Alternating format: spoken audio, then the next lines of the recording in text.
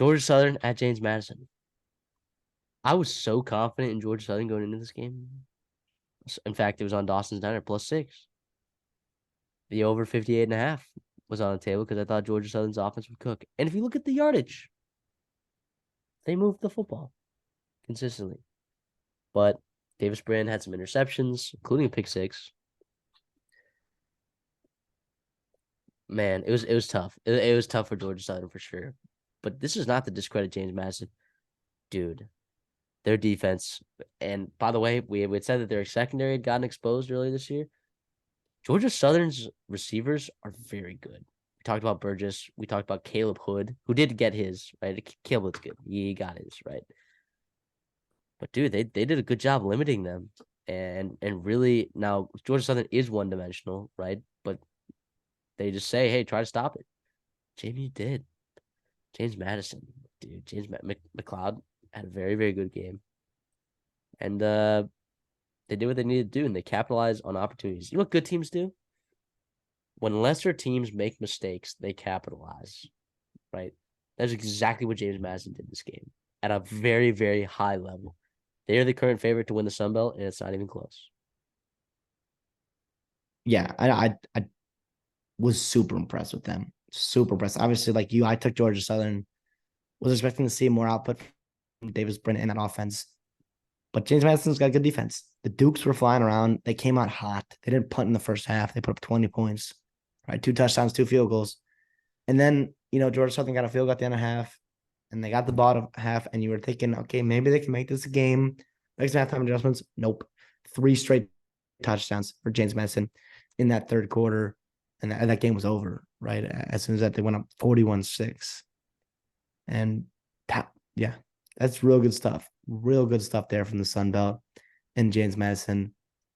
Does It's Kirk a good Signetti get conference. does Signetti get looks at the Power Five level I soon? mean, can they can't even win they can't even go to a bowl game, right? James No, Madison, that's how they recent can't. they are in the FBS, and what he's done there, it's just been But nothing short of impressive. all I'm saying is like Michigan State, for example, right? Schools like Kansas State, right? They took guys from the FCS, right? Now JMU's not FCS, but they were, right? Hmm. Uh, Kansas, and can't Kansas, right? With Lance Leipold, he has D3 experience. Kalen DeBoer has Kalen D3 DeBoer, experience. Like those are guys that know how to build a program, right? If I'm Michigan State, I'm at least giving Signetti like I'm giving him a look. I'm giving him a look, maybe an he interview. should be on the top of some boards. And obviously, as a college football fan and as a Sun Belt fan, I hope he stays. Right, I hope he does. We've seen schools try to pony up in the G5 and try to keep some of their coaches. We thought South Alabama and maybe Troy were going to lose their coaches, and they didn't, which is great for the Sun Belt. And both those teams are playing good football. But yeah, this was awesome. Now Georgia Southern, I look for them. They're still a good football team, right? They got to figure it out. They played a really good football team on the road, and they lost. Right? They got to figure out Louisiana Monroe, right? The ship, Georgia State, Texas State, who's playing good football, at App State to close the year. I mean, the Sun Belt.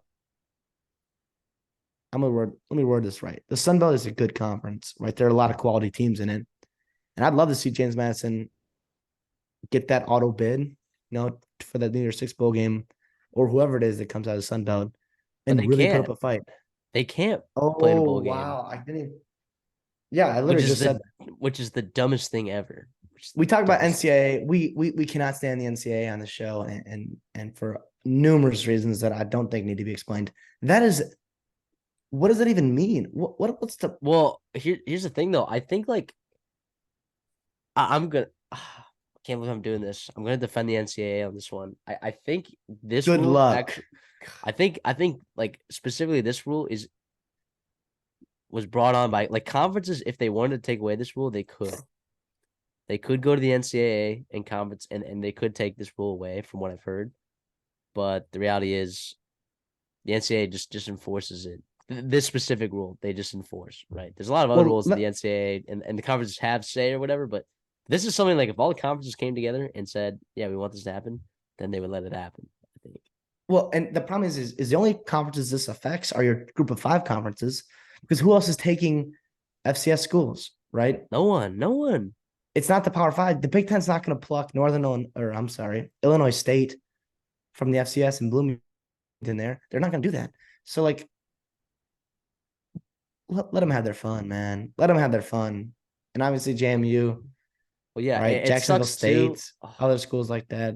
There's no incentive for the Power Five to vote for that rule either to change Because because it hurts their it, bids for bowl games, and that's their money that they're losing. yeah, so stupid, man. Bureaucracy. Yeah, We're a but Sun Belt. We're a Sun Belt show here. We love the Sun Belt. yeah, but without getting political any further, I think these are two of the three best teams in the Sun Belt, in my opinion. I think JMU is right there. I think Troy's right there. We've seen they're playing really high level football right now. Some boys got them moving. And then I think Georgia Southern's right there at 3. I think you could throw Texas State in there. You could throw. How about Arkansas State with Jalen Rayner? Not in that Well, tier, but I another don't another know. sneaky team. That's South a sneaky Alabama's team. not a bad football team. Coastal Carolina, App State, you can never count out, right? I mean, Yeah, Colin the Sun. Lacey, by the way, for South Alabama, he's at 100 yards in every single game he's played this year. He is lights out. Carter Bradley is feeding that kid the football.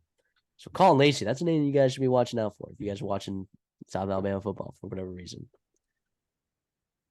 But yeah, all right, we're done talking about these guys. Love the Sun Belt though. Let's go. Let's go Sun Belt. Come on.